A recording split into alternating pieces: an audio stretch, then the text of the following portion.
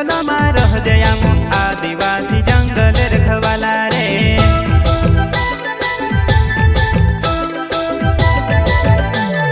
चल जंगल जमीन काज पूजे रे आदिवासी दुनिया ने रखवाला रे। बाप देव खतरी काज पूजे रे आदिवासी सबसे निराला रे।